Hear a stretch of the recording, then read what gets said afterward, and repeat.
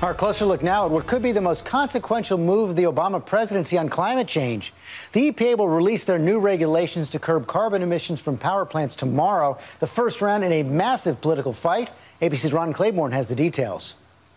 Just this Saturday in his weekly address, the president priming his pitch on climate change. As president and as a parent, I refuse to condemn our children to a planet that's beyond fixing.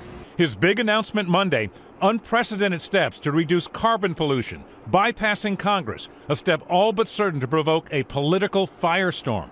Here's what he's reportedly going to call for: a 20% cut in carbon emissions from power plants by 2020. The administration would leave it up to states how to get there. Options include turning to natural gas, wind, solar, and energy-efficient technologies. But all of those changes would come at the expense of coal-burning power plants, which release 30% of America's carbon pollution. This 45-year-old coal plant in Jersey City, New Jersey illustrates the challenge. It has already spent hundreds of millions of dollars to comply with existing EPA regulations.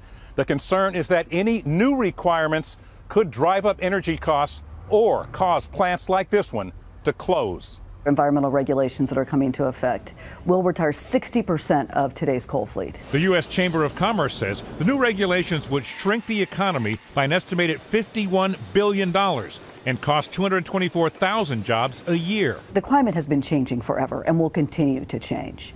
And we do know that humans are contributing to CO2 emissions. I think the question in front of everybody is, what do we do about it? How do we do it? And at what cost? This is too big of a hit for the economy. Dire predictions that the president says we've heard before. Special interests and their allies in Congress will claim that these guidelines will kill jobs and crush the economy.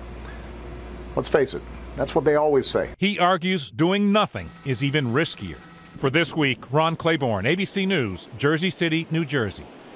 And let's bring in our experts, Francis Beinecke, the president of the National Resources Defense Council, and Hal Quinn, the president and CEO of the National Mining Association. We saw those statistics that Ron Claiborne talked about. The Chamber of Commerce says this will cost about $50 billion a year, increase the average family's energy cost by about $200. But Paul Krugman has pointed out that that's actually a relatively small fraction of the size of the economy and average household income. Well, what we're going to see are policies that reach deep into every economic sector and every American's life. When we've talked about a set of policies, this is the third in a series that is really designed to drive out low-cost electricity and replace it with higher cost, more expensive, and less reliable electricity. So we've heard about flexibility from the president and the administration, but what they're referring to is cap-and-trade programs, and we look at those states that have been using them. California, for instance, their electricity is 45% higher than the average electricity rate in the country, and New England, 36% higher. Question is it worth the cost? It absolutely is worth the cost, and actually our analysis shows that this could be done very efficiently economically. One of the major ways to make this work is to invest in energy efficiency, which will actually save the consumer money. And we've seen that happen all over the country.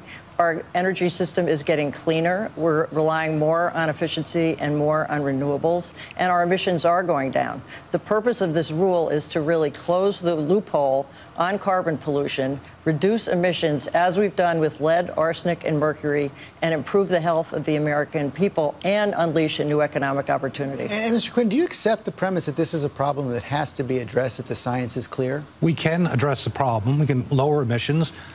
Coal plant carbon emissions are 24% lower than just in 2005.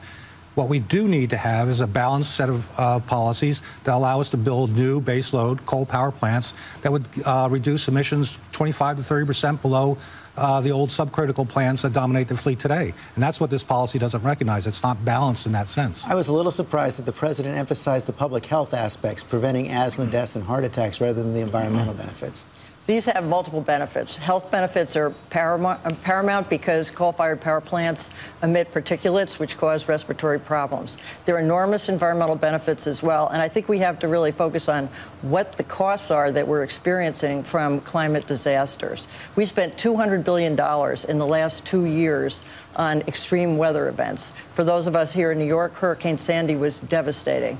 There are other events all over the country, drought, wildfires. This rule is designed to get us on a pathway to clean and efficient energy, reduce the health effects, benefit American families, and I think this is really important, invest in innovation and technology that's creating new jobs.